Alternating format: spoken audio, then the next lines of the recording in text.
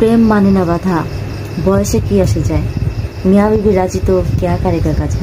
তো এমন একটা ঘটনা ঘটে গেছে পটুয়াখালীতে, যে ঘটনাটা সবার অন্তরটা কাইপা গেছে।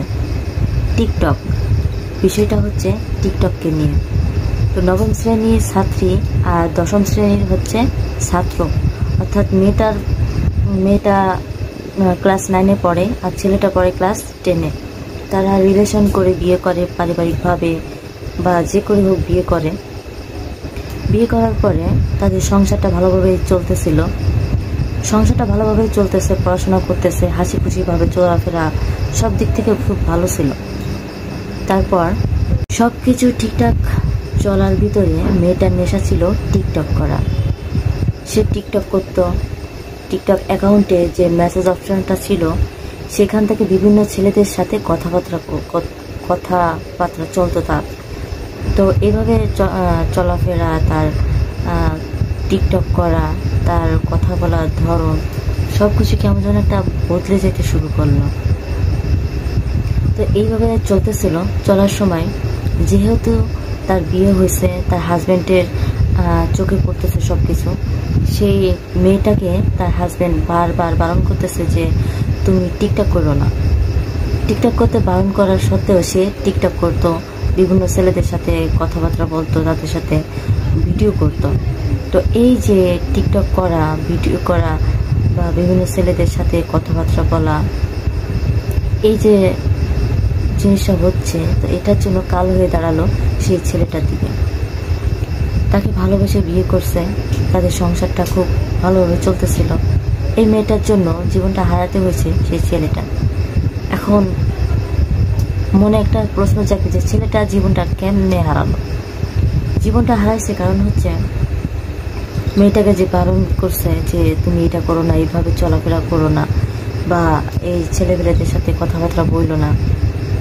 তো এটা নিয়ে তার পারিবারিকভাবে গ্যাঞ্জাম হইতো তার ওয়াইফের সাথে, তার সাথে।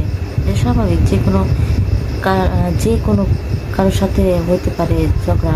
যে আপনার প্রিয় মানুষটার সাথে যদি অন্য কেউ কথা বলে, বা আপনার প্রিয় মানুষটা যদি অন্য কারোর সাথে কথাবার্তা বলে বা এগুলো করে বেড়ায়, আপনি এটা সহ্য করতে পারবেন না।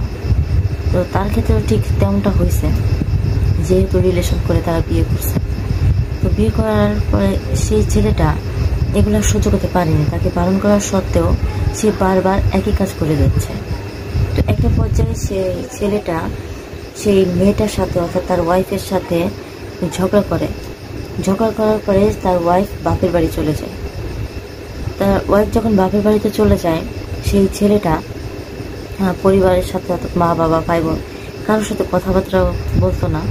তো হুট করে যখন সে রাগারাগি করে বাপের বাড়ি চলে যায়, তখন সে নিজেকে নিজেই শেষ করে দিছে। ঘরের ভিতরে নিজেকে নিজেই শেষ করে দিছে। সে দুনিয়ার মায়া ত্যাগ করে চলে গেছে। তো সবাই একেবারে আতঙ্ক হয়ে গেছে যে কাজটা করলো কি। এখন এই যে টিকটক বা আপনার প্রিয় মানুষটা যদি এই সমস্ত কাজগুলো করে বেড়ায়, আপনার কেমন লাগবে?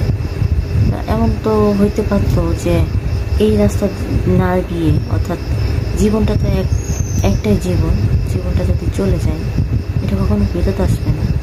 তো এই যে মায়া ত্যাগ করা, দুনিয়ার মায়া ত্যাগ করে যে চলে গেছে, এই সমস্ত ধরনের যে আমরা মাথার ভিতর যে ঘুরে যে যাক থাকবো না, যে আমি না থাকলে দেখবো তোর কি হয়, তুই একদিন বুঝবি।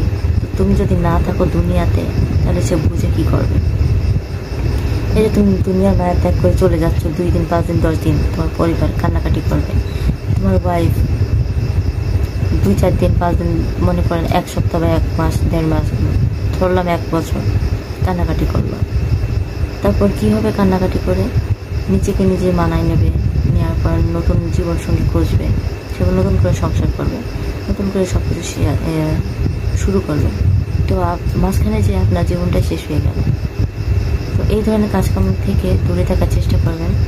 আর আপনার প্রিয় মানুষগুলো কী করতেছে তার দিকে খেয়াল রাখবেন, ভালো রাখবেন, সুস্থ থাকবেন। আল্লাহ হাফেজ।